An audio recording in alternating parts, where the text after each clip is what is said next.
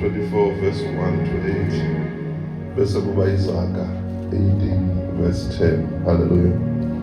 You know, sisafunda nje bazalwane, kuyafika nje enhlizweni yami eziyizinto kufanele ufakaze nje ngazo esihlangalaleni. Hallelujah. And that is why the Bible says bamnqoba uSathane ngamazwi obufakazi babo nangegazi lewundlu. Hallelujah. So ebufakazini nje uSathane yazi siyamnqoba. Hallelujah. Because sometimes siyamkhohlwa uNkulunkulu izinto asenzele zona. Uthi ohlabelelayo ungabothula uma ngabe uThixo ekwenzela izinto ezinhle. Hallelujah. Sisahlabelela nje ukuthi namhlanje siyamangala uma sibheke emuva. I want to appreciate God. Ukuthi when we started last year around May, it was not easy. But we have to give glory to God. So it was so difficult. There were many attacks. Kodwa sambona uNkulunkulu wazalwane. Hallelujah. You know, because the preachers were like ekhaya bona abasuke besondele kithi. You know, hey, yeah, you know, it was tough. They know. You know, I remember one day we were not here, no mama, but they were here, especially the older preachers, the four of them. Bela no gogo no na. They were praying. Ugogo hleza ngixoxela ukuthi hey, yazi ngibona uNkulunkulu nje. We were praying. Everybody was crying. Everybody was literally crying. You know, uthi ugogo ngabona sakhuleka kwangathi labantwana ngiyababona, like, you know, umakhulu wakuGideon mayithi uNkulunkulu thola abantu abazoxhapha amanzi bawaxhaphe ngomlomo bengawagresana. Uthi ugogo kwangathi ngibabona bexhapha ngomlomo labantwana bekhuleka bekhala. You know, it was tough. Hallelujah. But siyambonga uNkulunkulu kakhulu, siyambonga nangemkhuleko yabo. Hallelujah. Nani abanye benu, you know, you were concerned. You know, some were phoning, some were checking. How are they going to cope? You know, your support was amazing. Your love was amazing. You know, nani ba isizathu sinomama ukuthi noma bese kufika istress kodwa sibe namandla okuqhubeka uma sicabanga nje ngani. When we see you, it was putting a smile on our face. It was refreshing us, bazalwane. Hallelujah.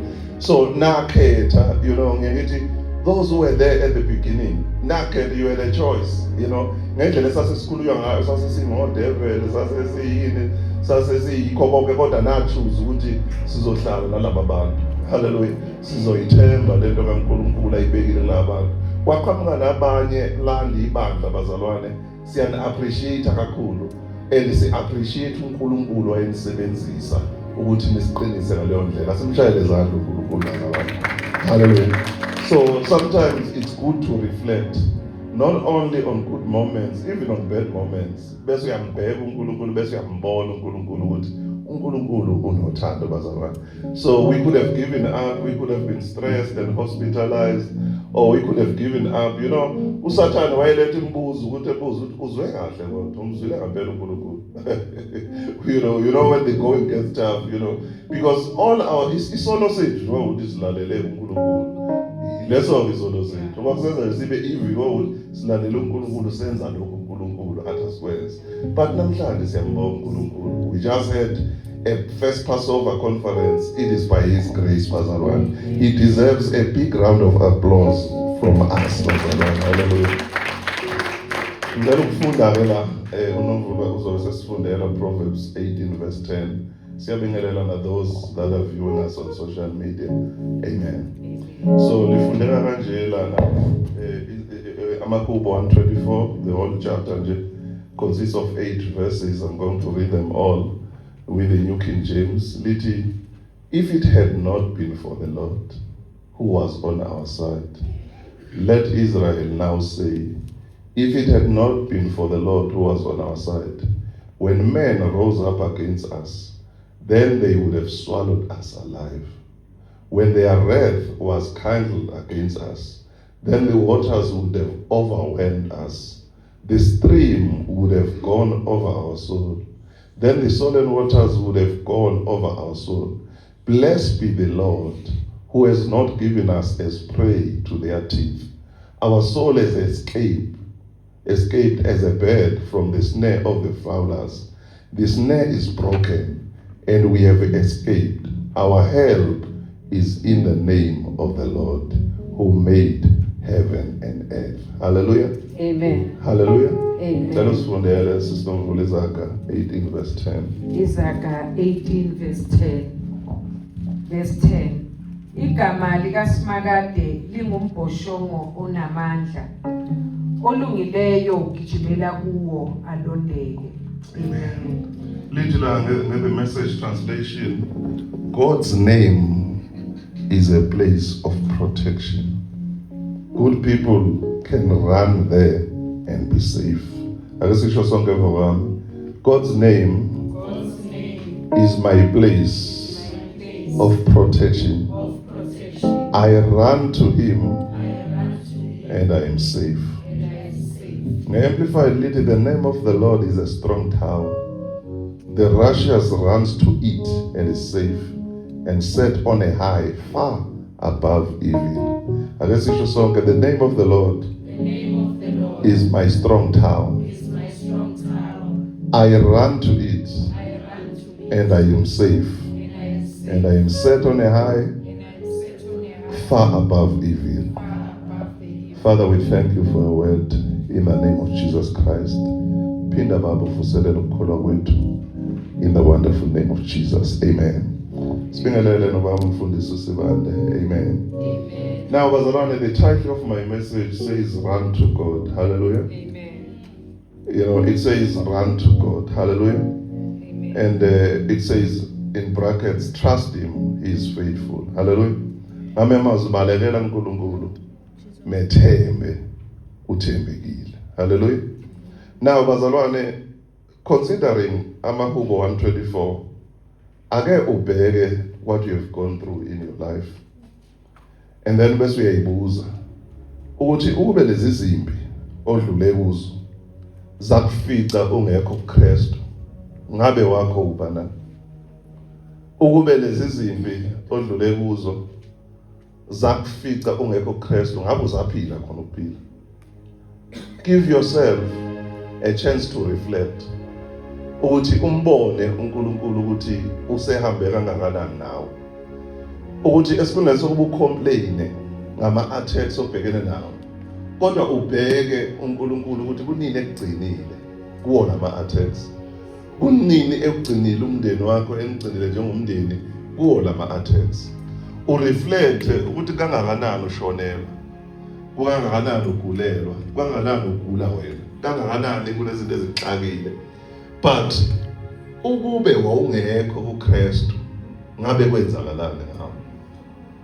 So ngamanye amazwi ake nje kulesi simo sakho esibonakala singekho positive, kodwa ukubona uNkulunkulu kusona.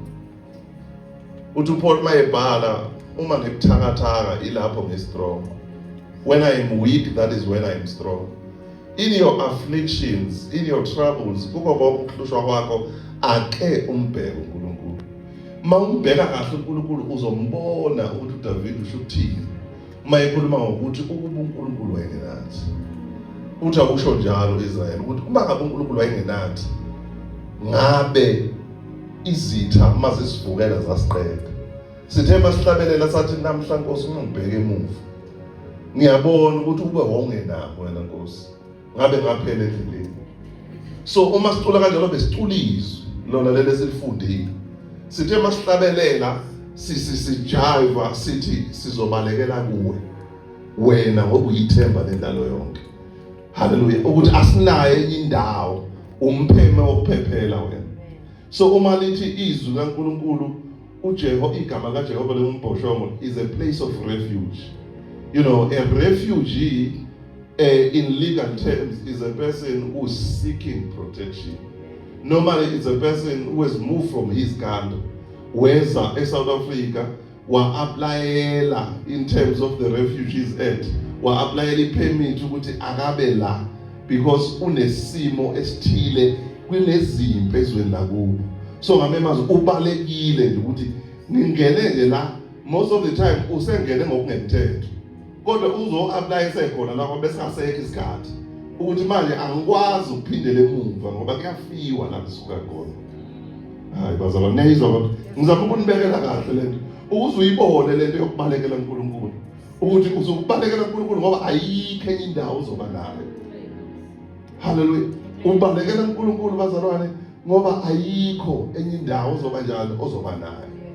Uyabona ukuthi lo muntu oyi-refuge uthi mayebanjiwe wabanjwa ukuthi uyi-illegal immigrant, kuthiwa mangidila naye ngimanje umthetho ongibhoqa ukuthi before ngimgwebe angiqale ngi-ascertain isimo sakhe. Mangizithola isimo sakhe usengozini ngihlehlisa icala ngingamgwebi noma ngabe uyavuma, ngimnikeze ithuba ukuthi akasiwe ePretoria ayo-apply i-refugee status before I can deal ngecase yakhe, because hleze abe sengozini uma ngabe ngi-orderisha ukuthi akaphindiselwe emuva. Hleze ube sengozini uma ungabalekile kuNkulunkulu.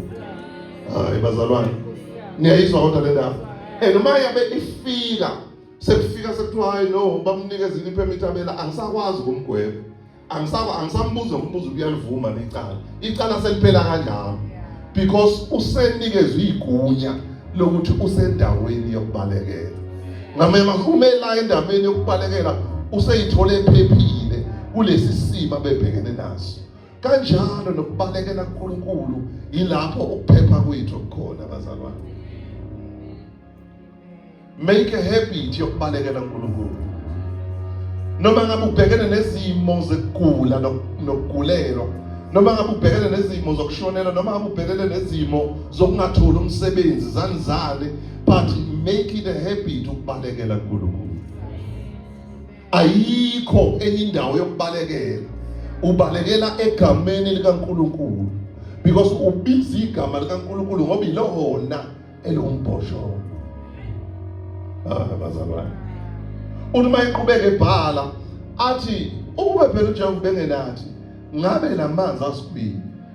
Ngoba ekhuluma ngamanzi azosigwinya akakhulumi ngamanzi ngempela literal, ukhuluma ngamanzi eyinhlupho nokuhlaseleka, ukuthi kube sasingekho uJehova wayengenathi ngabe kwasigwinya lokho. That is why uhlabelela ethi ukuba inkosi umoya engcwele wayengamanga ngakithi ngabe sehlulekile. Hallelujah. Ngabe sehlulekile bazalwane. Uyizimo esibhekana nazo empilweni ziyadictate ukuthi uma ngabe uNkulunkulu engakithi ngabe sehlulekile. Ayi ngozami bese sethi inkosi siyakubonga.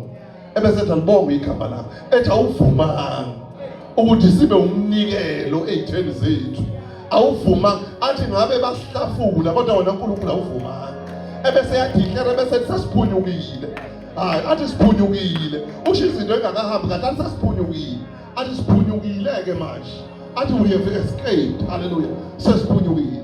Ngizomemezela ukuthi sesiphunyukile, ngizomemezela ukuthi usuphunyukile, because indawo yakho yokuphephela ikuJehova. Ebesethi ithemba lethu lisegameni likaJehova. You know, our faith is in the name of the Lord. Ithemba lethu yingakho mayibhala kwenye indawo athi ngiphakamisela amehlo ezintebeni, athi usizo lwami livela kuwe, ngoba sengilibhekile yonke indawo usizo angilitholi, ziyangishaya kodwa manje sengiphakamisela amehlo ngoba usizo lwami luvela kuwe. Jesu athi mayibhala kwenye indawo athi noma ngihambe egodini lethu zilokufa kumahubo 20 athi angiyikwesaba, athi angiyikwesaba noma ngihambe egodini lethu zilokufa, ukufa kungihlasela ngapha nanga kodwa angiyikwesaba. Athi ngoba impende yesandla sakhe phezu kwami. Hallelujah. Abesethi udeka itafula phambi kwezitha zami. Sengixakekile nginjalo kodwa wena udeka itafula phambi kwezitha zami. Hallelujah. Mawudeka le tafula bese ngiyadla, akubuki nje lokho okudekile kodwa ngiyadla ngoba ngidinga istrength. Hayi bazalwane, noNkulunkulu wakwazi ukugcina uElijah the senior prophet esebalekile esehlala esemgeni, wathumela inyoni ukuthi zimlethele ukudla. Yilo uNkulunkulu engimshoyo, wakwazi ukumgcina, wathumela ukuthi zimlethe, hayi ukuthi zimlethe, azimlethelanga iklabishi, zamlethela inyama. Bakithi hayi mina ngikhuluma ngoNkulunkulu endaweni yokucasha, endaweni yokubaleka, azimlethelanga iklabishi, zamlethela inyama. Nazo ziyinyama, walethelwa inyama ngoba kwasazona zaziyinyama. izagwaca lezo kodwa zathunywa zamlethela inyama. Jesu wathi noma sekunesomiso ezweni kodwa yena waba nawo amanzi okuphuza. Waba nawo, wayesehlasele, wayebaleke but uNkulunkulu wayenaye. Nasekubalekeni kwakhe uNkulunkulu wayenaye. Njengoba uDavide wagcotshwa ena 17 years, waphinde waphindela wayolusa izimvu zabo, waze waqala ukubusa esena 30 years. Kusho ngamanye amazwi all these years, 13 years, wayebhize ebaleka. Noma wayegcotshiwe njalo wayebhize ebaleka kodwa uNkulunkulu wayenaye. Kwesinye isikhathi wayekelala emgedeni kodwa uNkulunkulu wayenaye. Yingakho ezebhale noma ngihambe egodini lethu lokufa angiyiwesabi. Wayengasabi esesikhathini sobunzima ngoba wayengeyedwa, uNkulunkulu wayenaye. Ngoba indaba isikhona ukuthi uyahlaselwa yini, but indaba ukuthi ubaleke lapho. Ngesikhathi sokuhlasela ubaleke lapho. Njengoba silana nje sibalekele kuwi. Njengoba silana nje sisendaweni yokubalekela. Njengoba sihlanganyela nje suke sendaweni yokubalekela lapho esivuzelelana khona. Kusendlini kaNkulunkulu kusendaweni yokubalekela. That is why elanga ngithe ngiyoza noma ngabe kuthiwa sengixoshwa phansi ngoba ngizobalekela kuye. Ngisendaweni yokubalekela. uDavide wayebaleka yonke indawo ehlushwa usolo kodwa uNkulunkulu yena ephike ngokuthi nje kodwa umphefumulo wakhe uzolokhu ungayo. Noma kungenzakalani kodwa umphefumulo wakhe awuzukuhlukana nenyama. Wayezakhuleka kwenye indawo athi kodwa weNkulunkulu uyakhonzwa nezweni labafileyo. Esebona ukuthi ukufa sekufikile athi ngoba ngisebe assignment yokukhonza bayakhonza nabafileyo. Athi hayi fanele ngiphile kuze kukhonze. Abesiyabhala kumaHubo 1:18 verse 17 athi angikufa, athi kodwa ngiyophila ngimemezele imisebenzi kaNkulunkulu ezweni labaphilayo. Ngoba imisebenzi kaNkulunkulu ayimenyezelwa yibhoki, imenyezelwa abaphilayo. Fanele zikucindezele sezikushayile bese uyamtshela uNkulunkulu ukuthi Nkosi ngezwe uDavide esho ukuthi awudunyiswa abafileyo. Ngizokudumisa kanjani sengifile? Ngisadinga ukuphila ukuze ngibabaze igama lakho ezweni labaphilayo. Hallelujah. Athi yena lo Davide athi kungcono nje noma ngihlale nje noma ngasemnyango wethempeli lami. Athi ngisho nomuzi wami nemention yami ayingisizi ngalutho uma ngingahlala nje noma ngasangene ka uma ngingahlala nje ngasemnyango wethempeli lami. Hallelujah. Hallelujah. Athi ngajabula lapho bethi kimi masiye endlini kaJehova. Khona ukuthi ngangunikiwe, nganganikwe imali, nganganikwe kodwa nje kwakuthiwe nje asiye endlini kaJehova. Ngavele ngezwa kunokuthula nokwenami enhlizweni yami. Ngenxa ukuthi nje khona othe asiye endlini kaJehova. Hallelujah. Mfethu uma ungena, uma uqhamuka nje uyibona le ndawo ukuthi ngafika endlini kaJehova. Besides zonke izinto ezicindezele uthi ngafika endaweni yokubalekela. Bazalwane, ziningi izinto. Liyashiza kuMaHubo 34 verse 19 ukuthi ziningi inhlupho zolungileyo kodwa uNkulunkulu uyamsindisa kuzo zonke. Ziningi, many are the afflictions of the righteous. Hallelujah. The more you are righteous, the more are the affliction. Kodwa kunoNkulunkulu esibalekela kuye.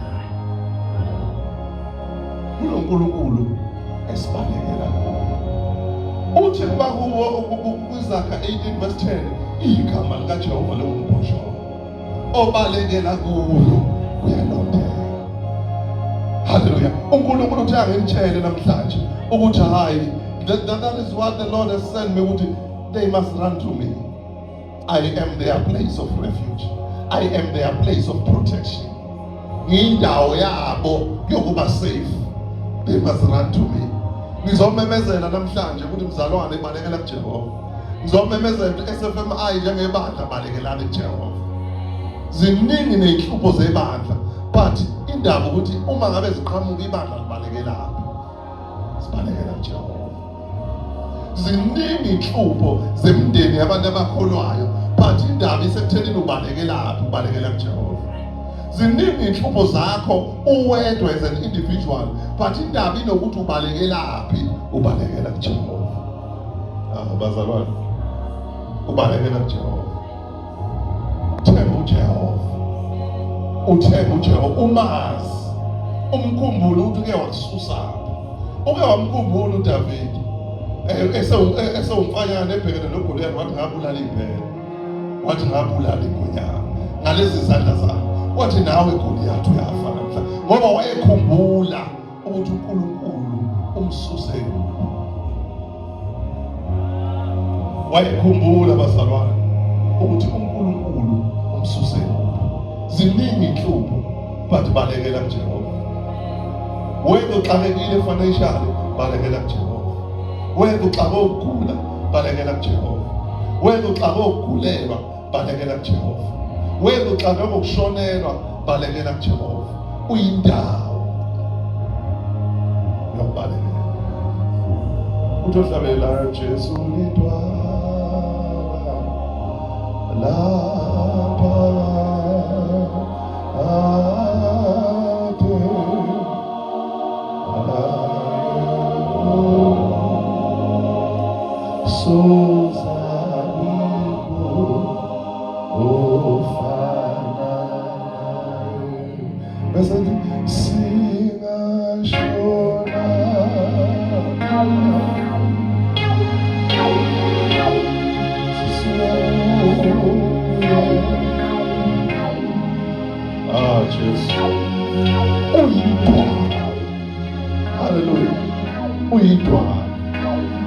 uyidwala umpeme umpapelo sezisilethile umpeme wompepelo.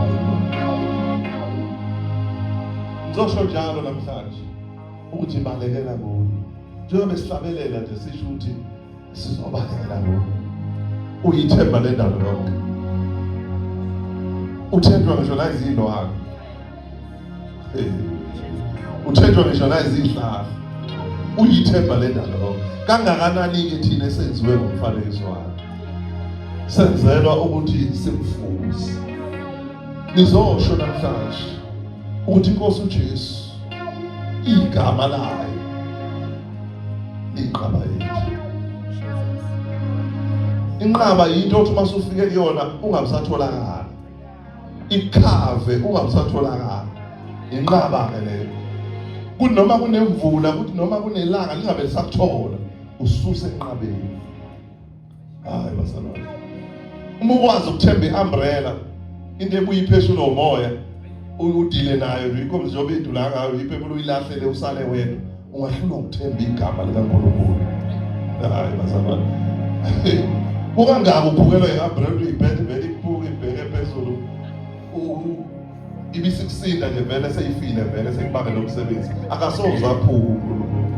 Asoze laphuka igama likaNkulunkulu. Noma ngasuka ivunguvungu engakanani, asoze. Asoze. Babona abanye ababehamba noNkulunkulu bengaboni ukuthi bahamba noNkulunkulu. Bethi Nkosi sesiyafa. Awusekana baboni bahamba nomphelo. Bakhala abantu sesiyafa sesizofa nawe. Bacabanga ukuthi ngafa uNkulunkulu. Bazalwane, asibalekele kuJehova. Asibalekele kuJehova. Kuzo zonke izimo esibhekene nazo asibalekele kuJehova. Kubuhlungu asibalekele kuJehova. Kumnandi asibalekele kuJehova. Sinakho ukuchicima asibalekele kuJehova. Sinakho singasenakho asibalekele kuJehova. Kwesinye isikhathi uma ulinda ukuthi uzohlupheka uzobalekele kuJehova, awubusaba nawo amandla okubaleka. Nokubaleka nakho kufuna ukuthi ngathi into ohlala uyenza. Uzothi masuxhayile ukuthi akusabalekeki amandla wekho. Kanti uma uhlala ubalekela kuJehova ngisho ubusa uphila kahle. Ubalekela kuJehova ungaguli, uphila noma sekufika ukugula uzoba nawo amandla okubaleka. Mangabe ungasazi uqondo yakho ukuthi manje kubalekwa kanjani. Qala kusekuhle balekela kuye. Qala kusahamba kahle balekela kuye. Qala usasebenza balekela kuye. Uyothi mhla uphela umsebenzi ukwazi ukuthi ngiyamazi noJehova.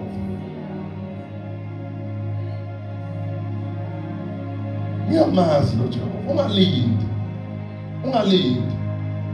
Ungalindi. Azithi mase zikunetha kodwa bese ubalekela kuye. wazi ukuthi umphephela bazalwane. Unamandla. Sho njalo ohlabelelayo unamandla. uJesu esimkhonzayo. Unamandla. uJesu esimkhonzayo. Unamandla. But yena uhleze khona iposition yakhe ayishintshi. Ithina ofanele sibalekele kuyena. Hallelujah. Ayishintshi bazalwane iposition yakhe. Hallelujah. And nezwi lakhe alishintshi. That is why uhlabelela ethi alishintshi izwi lakhe. Ngoba wena uyinkosi. Hallelujah. Alishintshi. Shintsha thina. Siyoshintsha siyoze sibuye. Izwi lakhe lohlala limile. That is why odlula izulu nomhlaba koncibilika izintaba. Kepha umethembayo uJehova ayiwesaba. Because izwi lakhe lidlula lize lidlule nje sekudlula umhlaba namazulu limile lona. Lintaba emileyo. Kuukuthi thina asibalekele kuye. Igama lakhe lingumbhosho. That is why uhlabelela ethi igama lakho liya basela emhlabeni liyo. Awumangalo mfowethu noma ugula mfowethu uthi igama lakho liya basela emhlabeni. Noma ubuye kongcwaba mfowethu ungcwaba umzali wakho ungcwaba umuntu uthi igama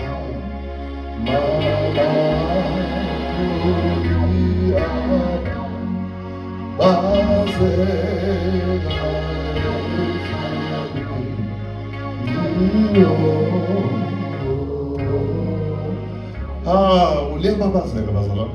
Mina ngake ngalibona ukuthi yazi igama likaNkulunkulu liyamisana. Ngeke ngitshela ngelila ukuthi ngangangcwaba udadewethu engimlamayo. Kwathi-ke ukuthi ngibuye kufanele ngiye kwi-training yasemsebenzini. I was getting permanently appointed. Ngamisa iviki ngasho ukuthi ngishonele kwathiwa kulungile kodwa ngesonto kufanele ubuze ukhona. So nganyuka embangeni ngeza la. Ngafika ngashumayela la. Ngashumayela ngamandla. Ngakusasa ngambona ukuthi uNkulunkulu uyamisana. Igama lakhe liyababazeka. Uthi ungasabenzi ukuthi igama lakho liyababazeka.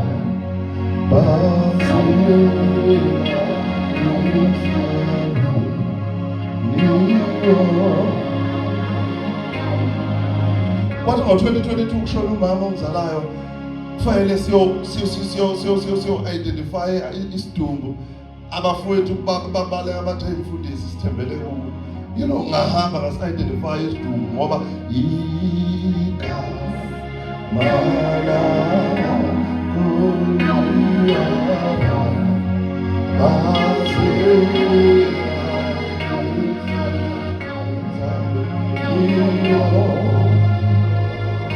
nami ngishayekile umama wami bena kodwa kwafanele ngibavulele izwi ngibenzele umthandazo sisa-identify lezo sidumbu ngoba iyinceku kaNkulunkulu ngoba igama lakhe lingumbhosho obalekela kulo mfowethu uyalondela.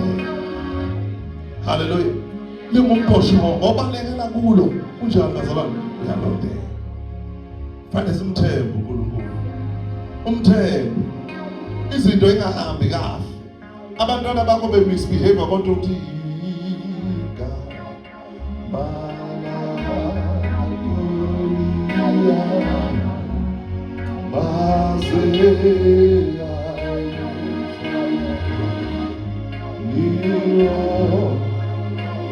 uNkulunkulu ubuka le muntu ukuthi kodwa lo muntu omthembe kangaka ngoba asikho isizathu sokuthi akubabaze. But kulesi simo yena ubona isidingo sokubabaza igama lakhe. Bazalwane ubona isidingo sokubabaza ini bazalwane igama lakhe. Ngeke ahlale uNkulunkulu engarespondi. Uthi u-admithiwe esibhedlela noma uthandiwe wakhe admithiwe uthi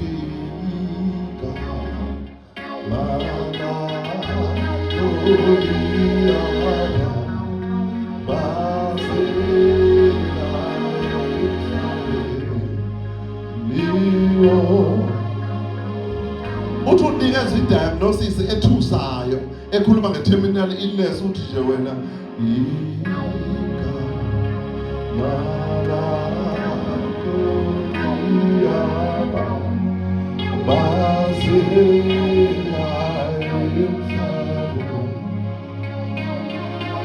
amangale nodokotela ukuthi yini oyibabazela uJehova wakho kanti wena uyamazi uthi nje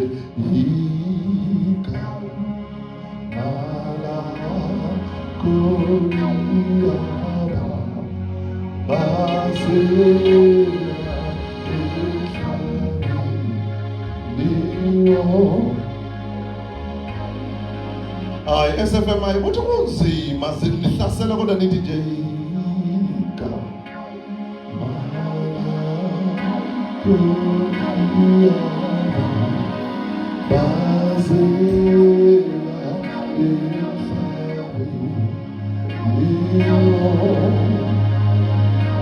abanye benu njengoba nilana nje nanithukwa ngazo zonke izinhlamba abanye benu nanitshela ukuthi ehambani lapho kodwa nama nathi nje igama